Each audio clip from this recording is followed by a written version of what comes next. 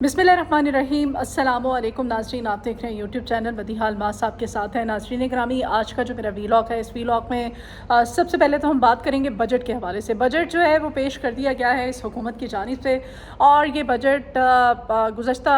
जो बजट पेश किए जाते रहे हैं उन सब जितने भी बजट थे आज तक के तारीख़ के, उन बजट्स को अगर मद्देनज़र रखें जो कि आवाम के लिए पेश किया जाता है हुकूमत की तरफ से, और हुकूमतों की ज़िम्मेदारी होती है कि आवाम को रिलीफ दिया जाए, लेकिन ये जो बजट है ये ज़हर कातिल साबित हुआ है। और इस बजट में आवाम का भुरकस निकाल के रख दिया है इस हुकूमत वक्त ने, इस नून लीग की हुकूमत ने। और ये जो हुकूमत है इसकी जानिब से जो तनख्वाहदार तबका है उसको ख़ास तौर पे टारगेट किया गया है, जानबूझकर टारगेट किया गया है। एलीट क्लास तबका जो है, जो ताजिर बिरादरी है, इनको टैक्स नेट में क्यों नहीं लाया जा रहा नून लीग की हुकूमत की जानिब से, हुकूमत पाकिस्तान की जानिब से।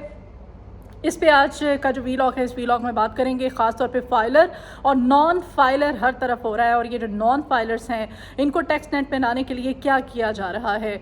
वीलॉग में इस पे भी तफसीलन बात करेंगे, और साथ ही साथ पंजाब और खैबर पख्तूनख्वा का बजट, जिसको कि अवाम दोस्त बजट करार दिया जा रहा है, हुकूमत की ये खुशफहमी है। और जो विफाक का बजट है उसको ज़हर कातिल करार दिया जा रहा है, जबकि आज आपसे कुछ ही देर पहले सिंध असम्बली का बजट, सिंध का बजट भी पेश किया जा चुका है। और ये बजट जो है बेसिकली ये इसमें क्या आवाम के लिए रखा गया है, तमाम तफसीलात आपके सामने रखूंगी। इस बजट की फ़ायदा क्या आपको और मुझे होने जा रहा है, क्योंकि हम जो तनख्वाहदार तबका है, तनख्वाहें लेने वाले हैं, हम पे अब 100% जो टैक्स लगाया गया है, जो टैक्स का छुरा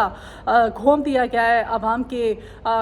पीठ में, आवाम की गर्दनों पर जो छुरी चलाई गई हुकूमत की जानिब से। आज के इस वीलॉग में इस पर बात करेंगे, और साथ ही साथ नाज़रीन ग्रामी, जजेस को धमकियों का सिलसिला जो है वो रुक नहीं रहा है। और एक और मुअस्सिस जज जो है हमारे सरगोदा की इंसदाद दहशतगर्दी अदालत के जज, उनको किसने धमकाया है, किस तरह से धमकाया है, और क्या उनको धमकियां लगाई गई हैं, आज के इस व्लॉग में तमाम तफसीलात आपके सामने रखूँगी। नाज़रीन ग्रामी, सबसे पहले तो बजट की तरफ आते हैं। जो बजट जो है ये जो अल्फाज का गोरख धंधा है, हमेशा की तरह आवाम ने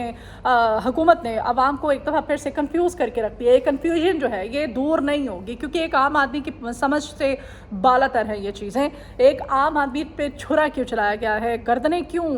जो है टारगेट की गई हैं तनख्वाहदार तबके की, ख़ास तौर पर हुकूमत वक्त की जानिब से, इस नून लीग की हुकूमत की जानिब से। और आपको याद होगा कि मिफ्ता इस्माइल साहब जो हैं, जो कि साबिक़ विफाक की वज़ीर ख़जाना भी रह चुके हैं, उनका जो सबसे बड़ा क्लैश हुआ था मरीम बीबी के साथ हुआ था, मरीम नवाज़ साहिबा जो हैं उनके साथ, क्योंकि मिफ्ता इस्माइल ने कहा था कि जो ताजिर तबका है हमारे, उनको भी टैक्स नेट में लाया जाए। यानी कि ताजिर तबका इस तरह से कि जो छोटे दुकानदार हैं, चाहे वो बड़े दुकानदार हैं, हर दुकानदार पे 3000 रुपये टैक्स आयद किया जाए, इनको टैक्स नेट में लाया जाए, ये भी टैक्स दें, और इस तरह से एक बहुत बड़ा रेवेन्यू जो है वो हमें जनरेट होगा, और हमारे बहुत सारे मसाइल जो हैं वो हल हो जाएंगे। जबकि अभी और मरीम नवाज़ शरीफ साहिबा जो हैं, इसी बात पे उनकी लड़ाई हुई थी मिफ्ता इस्माइल साहब को, क्योंकि ये कोई भी अच्छा काम या जो कि मुल्की मुफाद में हो, आवाम के रिलीफ के लिए हो, आवाम के मुफाद में हो, ये नून लीग की हुकूमत को डाइजेस्ट नहीं होता है। इसकी बहुत सारी मिसालें, मैं डिटेल से तो नहीं जाना चाहती हूँ, मैं बजट पर आज ख़ास तौर पर बात कर रही हूँ। तो मरीम नवाज़ शरीफ साहिबा जो उन्होंने कहा जी नहीं, ऐसा नहीं हो सकता, ताजरों को हम टैक्स नेट में ले आए तो फिर हमारी जो जमात है उसको कौन सपोर्ट करेगा, कौन हमें फंडिंग करेगा, कौन हमें जो है वो ख़ास तौर पे अगर हम बात करें ताजरों का जो एक बड़ा वोट बैंक है वो किस तरह से फिर हमारा तो ख़त्म हो जाएगा, और जो फिर ये उनसे फ़ायदे लेते हैं फ़ायदे नहीं इनको पहुँच पाएंगे इनकी हुकूमत को। तो उन्होंने कहा नहीं, ऐसा नहीं हो सकता।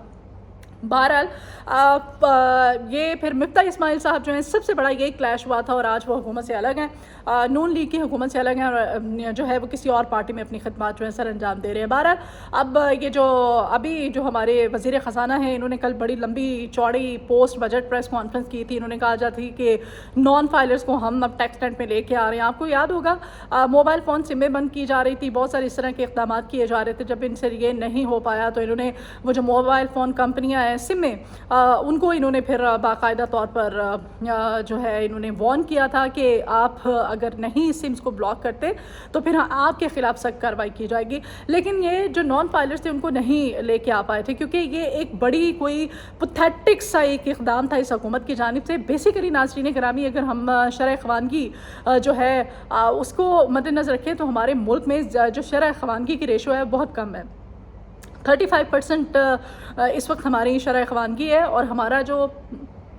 ایک مثال ہے جیسے کسان طبقہ ہے یا ہمارے وہ جو پڑھے لکھے لوگ نہیں ہیں ان کو ٹیکس نیٹ میں لانے کے لیے اب بجائے کے اقدامات کیے جاتے، بجائے کہ کچھ شرح اخوان کی تعلیم کے فوکس کیا جاتا، وہ نہیں کیا گیا، بلکہ یہ موبائل فون سمیں بند کر رہے ہیں اور کہہ رہے ہیں کہ نہیں اس طرح سے ہم ٹیکس نیٹ میں لے کے آئیں گے۔ خاص طور پہ یہ جو بجٹ ہے اس میں انفراسٹرکچر ٹھیک ہے، ایک پازیٹیوٹی ہے، نون لیگ کی حکومت کی انفراسٹرکچر کو فوکس کرتے ہیں، کام کرتے ہیں، لیکن انہوں نے صحت اور تعلیم کے لیے بہت کم بجٹ رکھا ہے۔ انہوں نے انفراسٹرکچر یعنی کہ انہوں نے عمارات ہے، چاہے وہ سکولوں کی آپ کو پتہ ہی ہے وہ بھی کاغذی کھاتے میں ہوں گی، کہاں بنائی جائیں گی، ہسپتالوں کی عمارتیں جو ہیں ان کے لیے کچھ انہوں نے رکھا ہے سیٹ اپ، لیکن انہوں نے تعلیم اور صحت کا بجٹ جو ہے بہت کم رکھا ہے، جو کہ انتہائی افسوسناک، حکومتوں کی جو ناکامی ہوتی ہے پریورٹی کی اگر ہم بات کریں تو وہ سب سے زیادہ وہ تعلیم اور صحت ہوتی ہے کسی بھی حکومت کی، لیکن ہماری جو نون لیگ کی حکومت ہے ان کی پریورٹی جو ہے اگر آج آ کے کوئی بچہ ہوتا ہے اپنے آپ کو وہ بھلا دیں، اگر یہ بھول جائیں تو انفراسٹرکچر کی طرف ان کا فوکس ہوتا ہے۔ ناظرین گرامی، یہ تو فائلر اور نان فائلر کی تو بات ہو گئی، اب جو تنخواہ دار طبقہ ہے جیسے میں ہوں اور بھی بہت سارے میرے ویورز ہوں گے، بہت سارے فالوورز ہوں گے جو کہ سن رہے ہوں گے، اس وقت 100% ٹیکس لگا دیا گیا ہے ہم سب پہ، اور جو کامن مین ہے اس پہ بہت زیادہ سختی کی گئی ہے اس بجٹ میں، اور بجائے کہ اپنے اخراجات یہ لوگ کم کرتے، اپنے اخراجات کو بڑھا چڑھا کر وفاق کے لیے جو بجٹ رکھا گیا ہے وہ آپ کے سامنے ہے۔ پھر میں دوسری طرف تو نہیں آؤں گی، جو بجٹ ہماری ڈیفنس جو ہے ان کے لیے رکھا گیا ہے، ہماری یعنی کہ جو افواج ہیں ان کے لیے جو بجٹ کا حصہ مختص کیا گیا ہے، بڑا پھر وہ لمبا ویلاگ ہو جائے گا، لیکن انہوں نے عام آدمی کی گردن پہ چھری چلائی ہے، تنخواہ دار طبقہ جو ہے ان کا ٹارگٹ رہا ہے، اور انہوں نے اس کا جو 100% جو ہے اس پہ ٹیکس کو کر دیا ہے۔ ساتھ ساتھ ناظرین گرامی اگر ہم بات کریں ایف ای آر کی، تو ایف ای آر کو بجائے کہ یہ ایف ای آر میں آپ کو یاد ہوگا کہ جب ڈیٹیل سامنے آئی تھی، انویسٹیگیشن رپورٹ سامنے آئی تھی، تو اپنے ان کے لوگ جو ہے اس میں ملوث نکلے تھے کہ شفاف طریقے سے ٹیکس کلیکشن میں یہ لوگ ملوث نہیں پائے گئے تھے، بلکہ کچھ کرپشن کے جو ایلیمنٹس ہیں وہ سامنے آئے تھے، اور اس ایف بی آر اگر اپنے ٹارگٹس کو اچیو کرنے میں ناکام رہا تو پھر کس طرح سے جو ہے وہ یہ سیٹ اپ چلے گا، ٹیکس نیٹ جو ہے اس کو کس طرح سے جو ٹیکس کا ہمارا ریونیو ہے اس کو کس طرح سے جنریٹ کیا جا سکے گا، یعنی کہ ایف بی آر جو ہے وہ بھی صحیح طریقے سے اپنا کام نہیں کرتا ہے۔ پھر جو ہمارے وزیر خزانہ ہیں ان کی جانب سے، اورنگزیب صاحب کی جانب سے یہ بھی کہا گیا، انہوں نے کہا ہے جی کہ ہمارے پاس آئی ایم ایف کے سوا کوئی بھی پلان بی موجود نہیں تھا، ہمارے پاس آپشن نہیں تھا، اور ہم نے آئی ایم ایف کو مطمئن کرنا ہی تھا، اور آئی ایم ایف کو مطمئن کرنے کا ایک ہمارے پاس صرف واحد یہی طریقہ تھا کہ ہم ٹیکس جو ہے اس کو بڑھا دیں۔ اور یہ جو اب دیکھیں، اب بیسیکلی بات یہ ہے کہ یہ جو ٹیکس نیٹ ہے اس کا دائرہ کار جو ہے وہ بیسیکلی حکومت کے گلے کی ہڈی نون لیگ کی حکومت کی اب اس وقت بن چکا ہے۔ انہوں نے وہ ٹیکس نافذ تو کر دیا ہے، لے تو آئے ہیں، اب اس میں امپلیمنٹیشن کس طرح سے ہوگی، ایک عام آدمی، ایک عام صارف، پاکستان کا غریب طبقہ، مڈل کلاس طبقہ اور لوور مڈل کلاس طبقہ کتنا ٹیکس دے گا؟ آپ کی جو تنخواہ ہے وہ کم از کم 35,000 روپے اس ٹیکس میں مقرر کی گئی ہے، مطلب کم سے کم تنخواہ جو ہے وہ 35,000 روپے، اور آپ کو اندازہ ہو جانا چاہیے، آپ بھی بخوبی سمجھتے ہیں کہ ایک آج کل کے حالات میں مہنگائی کے ایک عام گھر کا بجٹ جو ہے وہ 35,000 روپے میں کوئی بھی ایک عام آدمی مجھے سیٹ کر کے دکھا دے، ٹھیک ہے، بالکل ناممکن ہے۔ 35,000 روپے تو صرف آپ کے بل نہیں ہوتے، آج کل آپ بجلی کا بل دیکھ لیں، آپ پانی کا بل دیکھ لیں، آپ گیس کا بل دیکھ لیں، آپ سارے بل جو ہیں اپنے وہ ملا لیں آپ، تو آپ کے 35,000 روپے کا تو بل نہیں بنتا ہے۔ بہرحال کم سے کم تنخواہ جو ہے 35,000 روپے اس حکومت کی جانب سے رکھی گئی ہے، تحفہ حکومت جو ہے اسی طرف سے۔ اور ساتھ ہی ساتھ ناظرین گرامی، اب حکومتی اخراجات تو کم نہیں ہو رہے ہیں، لیکن عوام کافی مایوس ہیں اس بجٹ کے بعد، اور کیونکہ کہا گیا ہے کہ یہ جو بجٹ ہے، یہ جو محمد اورنگزیب صاحب نے کہا ہے کہ یہ بجٹ صرف آئی ایم ایف کو مطمئن کرنے کے لیے لگایا گیا ہے، لیکن آئی پی پیز جو ہیں ان کو ایک بڑی ایک رقم جو ہے آئی پی پیز کی مد میں دی گئی ہے، اس میں بھی حکومت کی نیگلیجنس سب سے بڑی ہے، اور ساتھ ہی ساتھ یہ بھی کہا جا رہا ہے کہ قرضوں کی مد میں جو ٹیکس اکٹھا کیا گیا ہے۔ ناظرین گرامی، سب سے بڑا جو ہے وہ یہاں پر سوچنے کی بات یہ ہے، اس حکومت کی ناکامی اور کوتاہی کی سب سے بڑی مثال یہ ہے کہ وہ جو ٹیکس جو ہے قرضوں کی مد میں اب جائے گا، کیا اس کو پورا کرنے کے لیے پھر ہم ایک دفعہ پھر سے ہاتھ ہلائیں گے آئی ایم ایف کے سامنے، آئی ایم ایف سے مزید ہم لون لیں گے، مزید قرضے اٹھائیں گے تاکہ ہمارا وہ جو قرضوں کی مد میں ابھی جو ٹیکس دیا جا رہا ہے اس کو پھر دوبارہ سے جنریٹ اکٹھا کیا جا سکے؟ پتہ نہیں یہ بجٹ جو ہے یہ کیا کس طرح سے حکومت نے اس کو پیش کیا ہے، کس طرح سے یہ بجٹ حکومت جو ہے وہ سامنے لے کے آئی ہے۔ بہرحال انتہائی افسوسناک صورتحال ہے،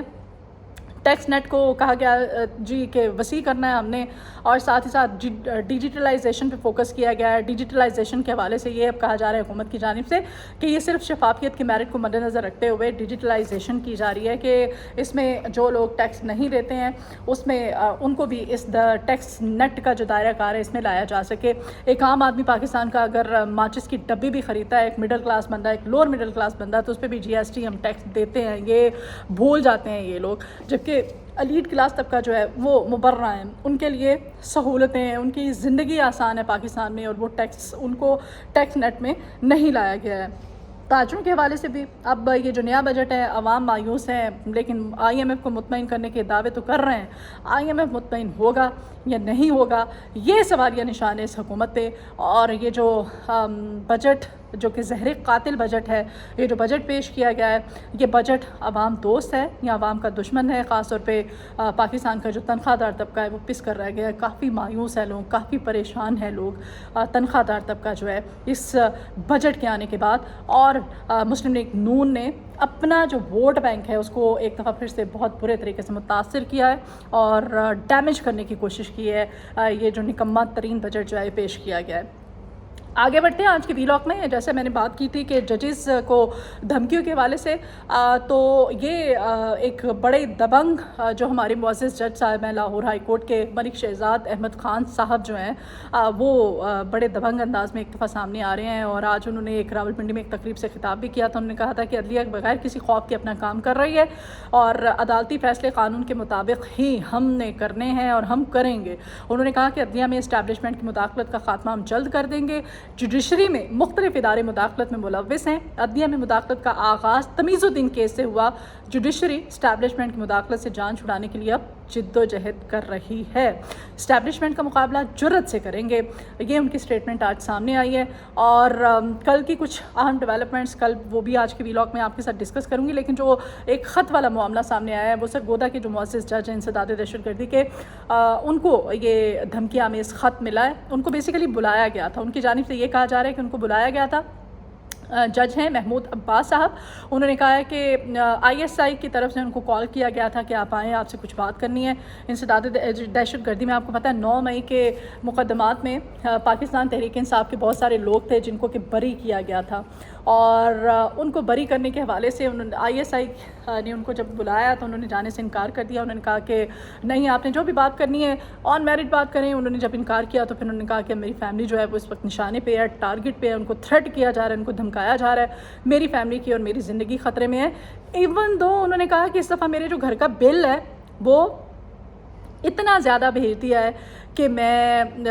بتا نہیں سکتا، اور ساتھ ساتھ ان کے گھر کے باہر جو گیس کا میٹر لگا ہوتا ہے جو آپ کے اور میرے گھر کے باہر بھی لگا ہوگا اس کو بھی توڑ دیا گیا ہے۔ یعنی کہ یہ حرکتیں اس حد تک ہونے لگ گئی ہیں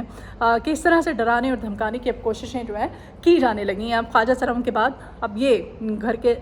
باہر لگے جو گیس کے میٹر ہیں وہ تک توڑنے کی کوششیں کی جا رہی ہیں۔ اور ساتھ ساتھ ان کی جانب سے یہ بھی کہا گیا ہے کہ نہ صرف مجھے، میری فیملی کو، بلکہ میرے جو ریلیٹیوز ہیں، میرے جو رشتہ دار ہیں، ان کو بھی ڈرایا دھمکایا جا رہا ہے۔